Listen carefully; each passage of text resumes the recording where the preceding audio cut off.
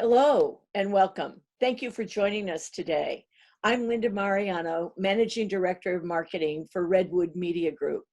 Our recent Navigating the Crisis Vodcast prompted many of you to write in with comments and questions. Certainly our lives as we knew them are disrupted, and we're all facing daily challenges of managing through the chaos. We've asked a few people about their fears and challenges and thought that we could discuss today some of those concerns and the ideas and avenues we suggest for managing and moving forward in this time of distress and uncertainty. Keep in mind, I know we're still in the middle of the crisis. However, I think that exploring and exercises like this are important as we move through the present and prepare for return to what will be our new normal. My guests today are Eric Smith, owner and CEO of Redwood Media Group, Jackie Fuchs, artist and gallerist of Studio Jackie, and Chris Gebhardt, artist in Gebhardt Gallery, who does that in partnership with his wife, who's also an artist, Angela Gebhardt. So thank you all for joining me today. I'd like to start by asking each of you to answer a couple of questions. When did your passion for art begin, and how does that manifest in your daily life? So Eric, let's start with you. Okay. My passion for art began in the mid-'80s when I took a job with Martin Lawrence Galleries, and we started working with Andy Warhol and Keith Haring during that time. And that was just a really exciting time. I really wasn't involved in the art world too much before that, but I was a pretty good salesperson, and that helped me evolve in the art world, and now it's my life every day. That's how it manifests in my life. I mean, that's all we do here at Redwood Media Group is support artists and galleries. So that's Chris, it. how about you? I've always had an interest in art, going back to when I was young. I've been in it every day for about the last 15 years. So Angela and I have built other businesses, and then we sold one of our businesses. We were able to put more time into it, and that's when we met you guys and started doing shows and taking all our art on the road. So seriously, for the last 15 years, I work on it every day. Terrific. Jackie, how about you? Oh, well, I've been sculpting for about 40 years, and just recently, probably 3 years ago, I started painting. And I was an art teacher, but I never painted with my students. Everything was always three-dimensional.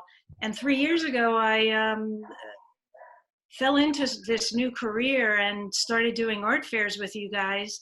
And my work started becoming recognizable and collectible. And I have a whole new career, and now I represent about 20 artists, and I only do art fairs with you guys. So it's been great. I know we're going to learn so much from each of you, so let's get to us. Eric, the Coronavirus Aid, Relief, and Economic Security Act, that's the CARES Act, was recently signed into law by the president. It's designed to offer relief to state and local governments, small and large businesses, and individuals. When we think about surviving the financial impact of the current crisis, what advice can you share? And what are some of the key considerations to think about? Well, so on this call, I'll tackle like the business and finances part, I guess. So that's kind of what you're asking. So if you're an artist or a gallery or even a gig worker, I would absolutely file for the payroll protection program. It'll cover, up to 2.5 months of salaries. So I'm just going to use Chris as an example. If he and Angela have a business, which they do, and they pay each other out of that business, they can take, 2.5 months worth of salary and file for that. It's pretty easy to file. We did. We filed this morning, and I would encourage every business to do that. At the end of the loan, it's forgiven, if you use it all for your salaries for your crew. So highly advise that. You know, your taxes are now pushed out till July, and that's a good thing the government did. Think about your cash flow. Hold on to cash. Cash is king during this time. You know, call the people that you're paying rent to or mortgage and see if they'll push off if you need that cash.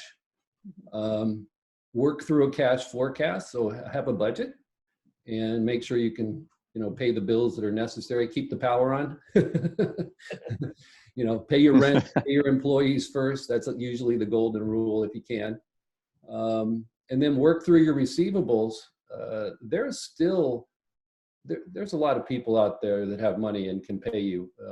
You know, I would suggest that you make some deals if you're an artist or gallery, and gallerists can work with the artist and see if they can discount a little bit during this time and get some money coming in. First place you should go is to your best customers. I think Jackie has a story for that, for us about that in a bit. And then prepare to work from home for a while if that's going to be the case. So start asking, like we're on Zoom right now, start asking for people's Zoom addresses or Skype addresses. I think you could do video conferences like we're doing here.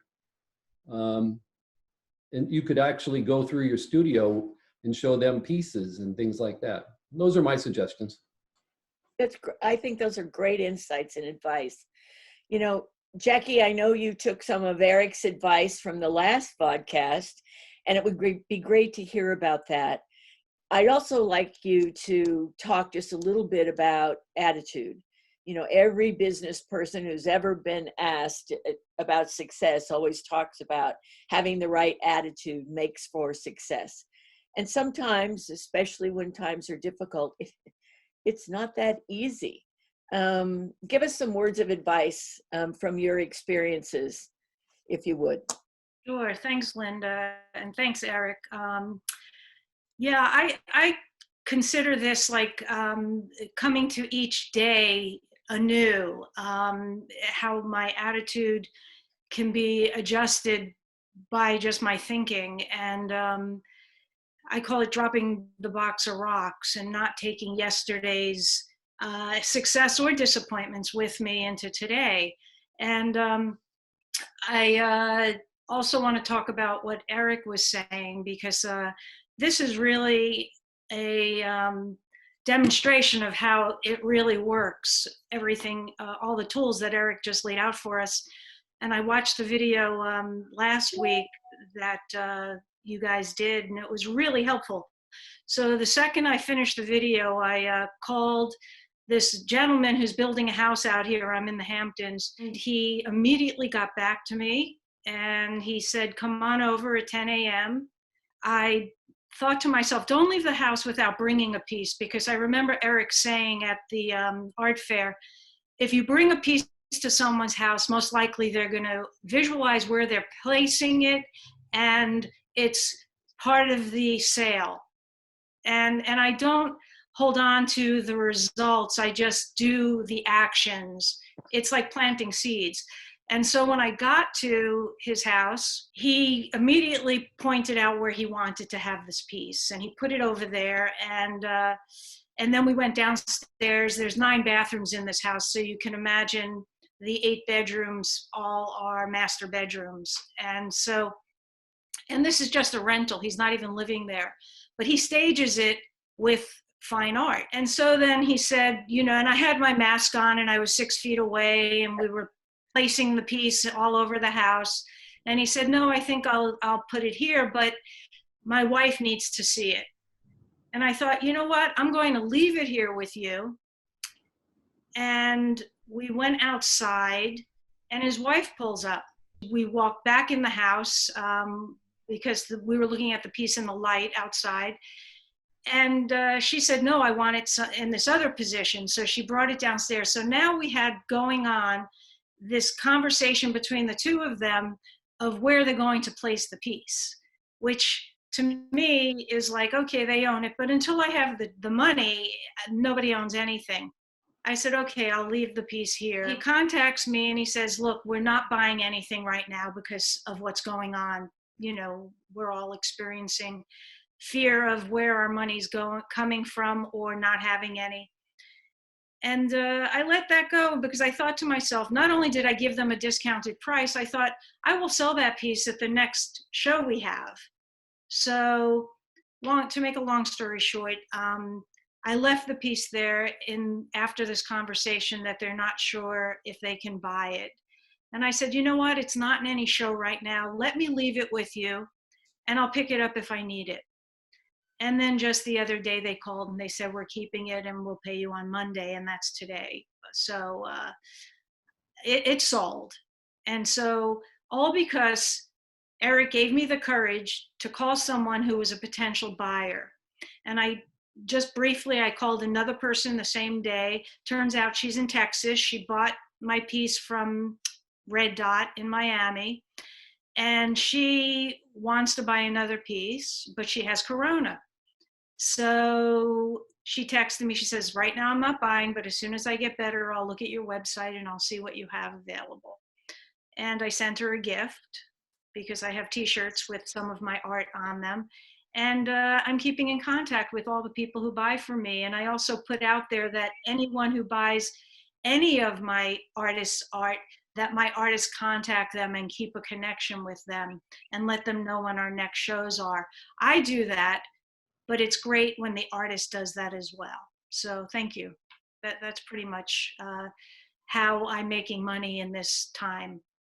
Well, and I love that. And I can see how the attitude and the approach of it, rather than apprehension has really helped you seal the deal in a couple of instances. Also, I'm not afraid of people saying no, or no, not now. I know that it will sell eventually, and I gave them a great price. So I know I'll sell more to these people because they build these houses all the time. There you go. Chris, so I've seen you practice this same philosophy in so many ways.